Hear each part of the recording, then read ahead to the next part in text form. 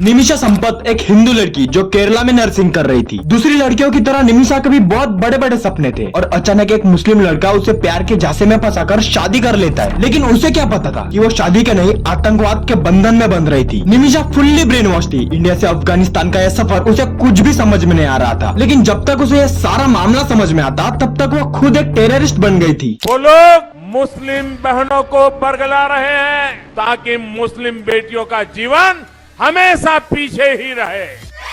भारत का सबसे खूबसूरत राज्य केरला, जिसे देखने के लिए दुनिया भर से लोग यहाँ पर आते हैं। The Kerala story. इस फिल्म में 32,000 लड़कियों का धर्म परिवर्तन करके प्यार का गेम खेलकर आईसिस ज्वाइन करवाते हैं, लेकिन ये सारा सर झूठे। ये पूरी की पूरी स्टोरी एक प्रोपेगेंडा है। सुप्रीम कोर्ट ने भी इस फिल्म को काल्पनिक बताया है। ये फिल्म 100% सच्ची घटनाओं पर आधारित नहीं है। फिल्म के निर्माताओं को कहा कि अगर आपको फिल्म भारत में दिखानी है तो आपको फिल्म में लिखना होगा कि आंकड़े और ये फिल्म एक काल्पनिक कहानी है। ये 100% सच नहीं है। पश्चिम बंगाल सीएम ममता बनर्जी इन्होंने भी इस फिल्म को बैन किया था, लेकिन 18 मई 2023 को सुप्रीम कोर्ट ने आदेश दिया कि इस फिल्म से बैन हटाया जाए। एलएसए के मुताबिक लगभग दुनिया के 195 देशों में से 85 देशों से 41,490 लोगों ने आईसिस ज्वाइन किया। इसमें महिला, पुरुष और नाबालिग बच्चे सभी एज के लोग शामिल हैं। अगर आप इसकी तुलना दूसरे देशों से करोगे तो आपको इस बात पर यकीन नहीं होगा, आप चौंक जाओगे। और ये रहे वो 10 देश जहाँ से सबसे ज्यादा लोगों ने आईसिस ज्वाइन किया। लेकिन यहाँ पर इंडिया का नाम दूर दूर तक नहीं है, क्योंकि इंडिया से कभी 32,000 लड़कियां लव जिहाद का शिकार हुई ही नहीं। यूएस डिपार्टमेंट के मुताबिक भारत से सिर्फ 66 लोगों ने आईसिस ज्वाइन किया। उसमें से करीब 13 महिलाएं थी और केरल से 6 महिलाएं थी। तो क्या ये 6 महिलाएं लव जिहाद का शिकार हुई? इन 6 महिलाओं में से 3 पहले से ही मुस्लिम थी।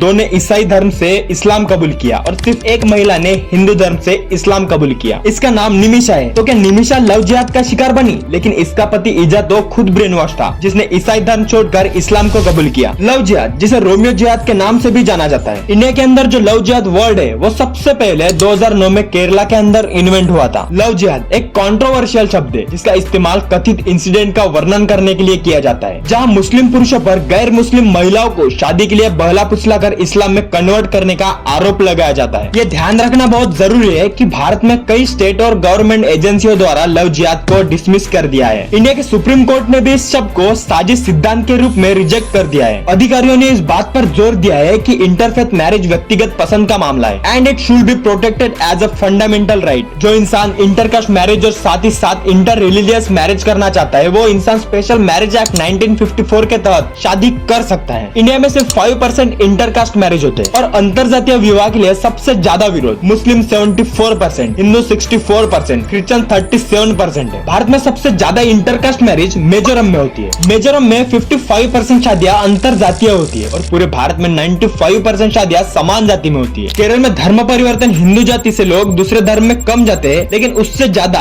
दूसरे धर्म के लोग हिंदू धर्म अपनाते हैं। केरल में 47% धर्म परिवर्तन में हिंदू धर्म सबसे आगे है। टोटल 506 लोगों में से जिन्होंने अपना धर्म परिवर्तन सरकार के पास दर्ज करवाया, उनमें से 241 ऐसे थे जो ईसाई या इस्लाम से हिंदू धर्म में परिवर्तित हो गए और हिंदू धर्म की तुलना में बहुत कम लोग ऐसे थे जिन्होंने मुस्लिम धर्म अपनाया। केरला की कास्ट कन्वर्शन तो छोड़ो, पूरे भारत में कास्ट कन्वर्शन करने के लिए फॉरेन से पैसा आता है। दुनिया के बड़े बड़े एनजीओ जो है वो अपनी जाति को बढ़ाने के लिए करोड़ों अरबों रुपए खर्च करते हैं। गरीब मजबूर लोगों को ब्रेन वॉश करके अपने कास्ट को बढ़ाते हैं और इंडिया में बहुत से एनजीओ का लाइसेंस रद्द कर दिया है। केरला ही नहीं बल्कि पूरी दुनिया से ऐसे बहुत से केसेस है जिन्होंने आईसिस ज्वाइन किया। लेकिन यहाँ पर कौन अपनी मर्जी से गया और किसको फंसा कर लेके गए, इसका अनुमान लगाना बहुत मुश्किल होगा। लेकिन भारत से अगर एक भी व्यक्ति ने आईसिस ज्वाइन किया है एंड जबरदस्ती करना पड़ा है तो ये आने वाले टाइम के लिए खतरा बन सकता है। द केरला स्टोरी, इसमें भी थोड़ी फार सच्चाई है, लेकिन इस फिल्म से मुस्लिम लोगों की तरफ देखने का नजरिया बदल जाता है। इस फिल्म से भारत की एकता खतरे में आ सकती है। हिंदू मुस्लिम में दंगों की भावना निर्माण होती है और एक ही जाति को टारगेट किया हुआ है, जैसे कि पूरी की पूरी मुस्लिम कम्युनिटी ही टेररिस्ट हो। लास्ट में सबसे इम्पोर्टेंट, सुदीप्तो सेन इनके लिए एक सुझाव, अगर आपको रियल इंसिडेंट पे फिल्म बनानी थी तो आप 29 सितंबर 2006 को पूरे परिवार को जातिवाद की वजह से मार डाला। इसे खैरलांजी हत्याकांड के नाम से जाना जाता है और आपने बनाई द केरला स्टोरी, जिसे नमक मिर्च डाल के लोगों को कुछ भी दिखा दिया। लेकिन अगर आपको केरला स्टेट पसंद है तो केरला की ही मैं आपको रियल स्टोरी बताता हूँ। केरला की नंगेली, उस महिला की कहानी जिसने अपने विद्रोह से जातिवाद को घुटनों पर ला दिया। उसने स्तन पर टैक्स के विरुद्ध में अपने स्तनों को काट दिया था।